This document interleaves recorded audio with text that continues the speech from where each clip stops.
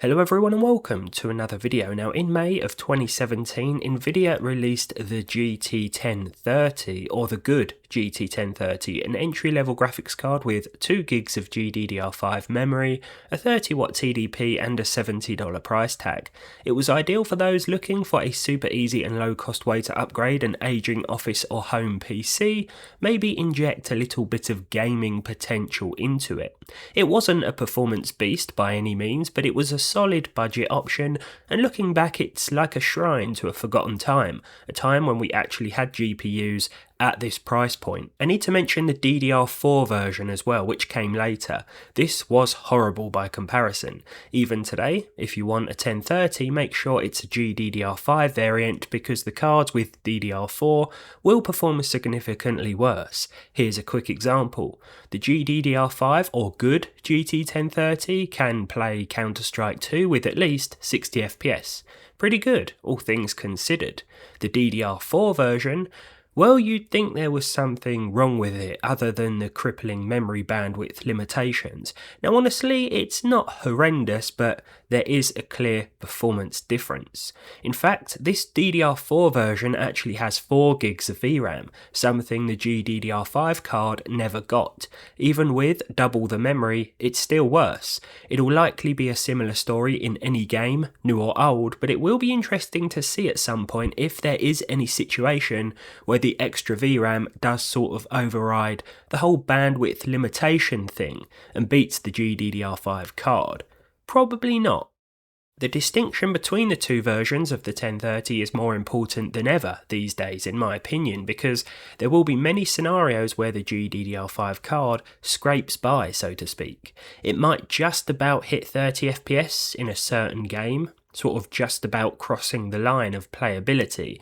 If that's the case, then you can almost guarantee the DDR4 card running the same game with the same settings won't offer playable performance at all.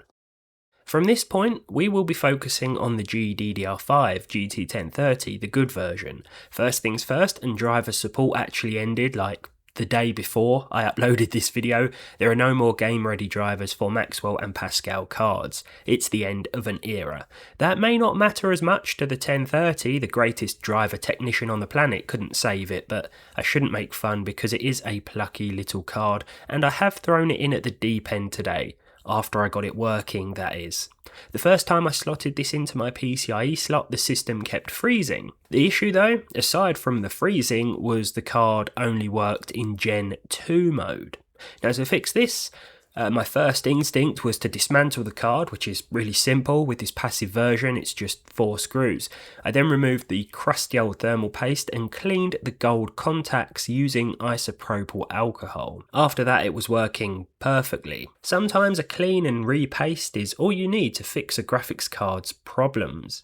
Let's get into some games then. This is the good 1030 versus 2025. Now I know what you're thinking, Battlefield 6 probably doesn't sound like a good place to start, and if we take a quick look at the performance overlay you can see that we're getting less than 10 frames per second. This is during the compiling shader screen, which did take quite a while to complete, but once this was done the frame rate picked up a little. Now first of all, I jumped into the firing range. This is just where I go to get an idea of how a card runs a game, but I don't know why, because it's not really representative at all of how the game will actually run, so we'll move on to the gameplay in a minute. Now as you can see here, even at 1080p, albeit with like 50% resolution scale, we were getting 30 FPS, and the same can be said for 720p. Again, I had to drop the resolution scale down to 50%, so I can only imagine what the gameplay performance is going to be like, and I can only apologise in advance. Now this really isn't the sort of game that you should be trying to play on a GT 1030, a 2GB GDDR5 card from 2017, but as you can see here at 720p with the lowest settings and 50% res scale to start, it did manage to muster up 21 frames per second. Somehow I managed to wipe out a few enemies as well. For some reason I always play better when I'm playing on an old low-end card running with about 20 FPS than I do on a modern card getting 60 plus FPS. I don't know why that's a thing. Maybe I'm just cursed to only be able to perform in games that are running well, like this. I've used low-end cards with lower settings for so long, it's just what my brain is used to at this point. I then dropped down to 800 by 600 resolution, again with 50% scale, so we're looking at like 300p, 400 by 300 internally. This actually made a difference of like 2 FPS. We went from 21 to 23 on average, and the percentile lows didn't really change that much. It didn't feel any more playable, but it certainly gave me a lot more of a headache. To take it one step further, I dropped things yet again to 640 by 480 with 50% res scale, so we're looking at 240p with the lowest settings, and for some reason my performance here got worse, so it actually dropped to 19 frames per second, and the 1% and 0.1% lows were worse as well. They went to like 11 and 10, down from like 14 and 11, so yeah, I thought this may improve things, but it actually, for some weird reason, made things worse. But yeah, Battlefield 6, it wasn't a good idea, to be honest. I thought we'd try it nonetheless. It wasn't a brilliant idea on my part, but it does run. And that's the thing, the 1030 will probably run most of your games. It's just a matter of how well it will do so. Now, of course, you saw the Counter-Strike 2 gameplay briefly at the start when we were talking about the variation between the GDDR5 and DDR4 cards. Now, with the GDDR5 card, we're going to see at least 80 frames per second, almost 90 at 1080p, and this was a surprise because CS2 can be quite demanding on some older and weaker hardware. I never really know what to expect in terms of performance. Now, as you can see, I've paired this card with my i9-9900K, a once top-tier processor that dates back a few years as well. The 9900K is no longer a high-end part, of course. On paper, it requires a high-end motherboard, really, a high-end Z390 board in order to make the most of it. I haven't overclocked it for this video. It's absolutely pointless doing that when the 1030 is going to be reaching its maximum potential anyway. You could probably get the most out of a 1030 with an i3 or a Ryzen 3 in the system, but this was left in my system from a previous video running at stock speeds. Performance wise, the CPU is going to offer similar performance to a modern i3 12th gen or higher, somewhere between that and an i5 12th gen. Yeah, so no worries about getting the most out of the card today. Here, I don't think it was too bad. I think this is fairly playable. There was the occasional little stutter, I think, because of the VRAM, but other than that, it was fine. Now, we have had some luck playing Arc Raiders on older and weaker GPUs, and found that although half of the textures and the map doesn't really load, we could get playable frame rates from it, and the same is actually true here, surprisingly. Now, I decided to try this at 720p, of course, with the lowest settings. This is actually a native 720p. We can drop the resolution scaling if we want to, but I kept things as it was. So native 720p, as you can see, half the textures are missing, half the map is just popping in at random, but we did see at least 30 FPS, 36 overall. Now, things are going to change as we move into busier areas, encounter enemies and things like that, but I was honestly just quite surprised that the 1030 could handle this. Now, I know it doesn't look pretty, but 30 plus FPS in a brand new game is quite surprising here, albeit at this low resolution, with everything looking like about 4 textures. But it's playable. If you want to play Arc Raiders on a 1030, it seems like we can do so, which is surprising, to be honest. Really surprising. And it doesn't look horrible in terms of sharpness because we have that native 720p res as well. Another surprise today was Kingdom Come Deliverance. Now, this isn't looking as good in terms of sharpness as Arc Raiders, but at 720p with FSR 3.1 performance mode and the lowest settings, there will be moments where we see at least 30 FPS. Now, I know you're probably thinking this is an absolutely terrible result, but you have to take into consideration the power of the 1030. This is a 30 watt TDP GPU from 2017, 8 years old. It was very cheap then, at low end, of course. Could be worse is what I'm trying to say, really. I mean, it could be a lot worse than this, so to even touch on 30 FPS with this old thing, yeah, pleasantly surprised. Is it playable long term? Probably not. In Kingdom Come here, there are going to be a few moments, like when we're wandering towards the woodland, where things will drop, and because of the 2 gigs of VRAM, you will run into some issues with stutter and frame drops as well, so just bear that in mind. I don't think the 1030 was ever really a card geared solely towards gamers, but it always made for a nice upgrade, a low cost upgrade to those office machines like Dells and HPs, ones that may not have had any external power connections. I certainly have gone through a few 1030s in my time. Spider-Man 2 up next. On the first try with TAA, this is what happened. It's a very pretty pattern indeed, but unfortunately we cannot play the game like this. To combat this, I switched to FSR 3.1 Ultra Performance this time around with the lowest settings at 800 by 600, and this is what we ended up with. We could play the game, like I said before, most of your games will run on a 1030, it's just a matter of how well. Everything is looking like sort of one smeary texture yet again here, but I am really pushing the envelope of what the 1030 is supposed to do. I wouldn't throw games at it like this expecting to get playable results, but I just thought I'd have some fun with it today. If we were using the DDR4 1030 still, then I imagine that we'd be getting half of this in terms of a frame rate. With FSR 3.1 Ultra Performance, things are going to look a little blurry around the edges, but we are using a base resolution of 800 by 600 as well, so that is certainly not helping things. We're upscaling to 800 by 600, stretched across this native 1080p monitor on top of that, so yeah, not the best visually, I think we can agree, but 20 plus FPS is what we were seeing most of the time, with a hell of a lot of frame drops, looking at that frame time graph on screen. And then through the 1030 up against Cyberpunk 2077. Now we also have FSR options here. I went with FSR 3 instead of 2.1. Actually set it to performance instead of ultra performance this time around because I didn't think ultra performance was necessary. And it turns out I was right, really. 30 plus FPS was doable. Our average actually came back at about 31. The exact figures will be up on screen. This is, of course, with the lowest settings as well.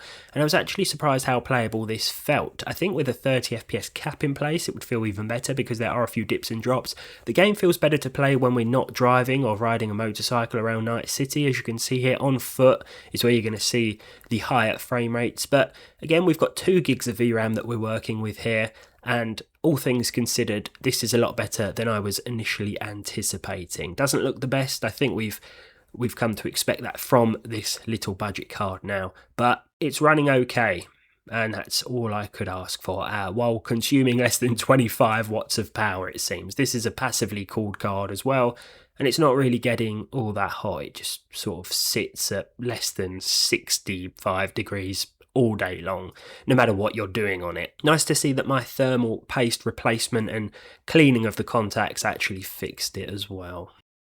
Fortnite, of course, has a performance mode. Now we can switch between DX12 or DX11. I think the DX11 performance mode is like a legacy performance mode that's been added recently. I stuck with the just default, whatever that was, DX12 here, according to the on-screen overlay. And the game performed fine with at least 60 FPS a lot of the time. The average actually came back at 59. There was one particular moment, one area of the map that showed some significant slowdown, but overall 60 FPS we saw a lot of the time. We can drop the resolution scale slider if we want to. We could also drop things to 900 or 720p. I just stuck with 1080p here. It felt fine really. The view distance was set to far. The textures and meshes were set to high. And this performed better than I thought. As you can see here, a few dips and drops towards the low 30s when there's a few things happening on screen. But aside from that, it wasn't awful.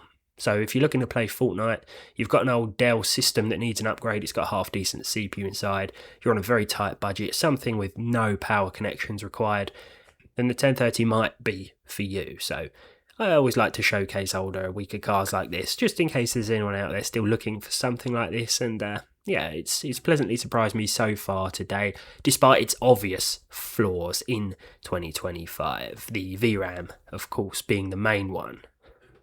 I tried both GTA 5 Legacy and Enhanced today, Legacy being the original version of the game with the normal textures, normal grass and everything else set to high with FXAA. We were seeing 55 frames per second overall. Performance was pretty solid, to be honest. Can't complain. I was aiming for 30 plus FPS going into this, and while we could target 60 or hit 60 with minimal effort on top of this, really. Just turn a few things down, maybe turn the resolution down. I didn't really feel it necessary. It ran absolutely fine and very smoothly.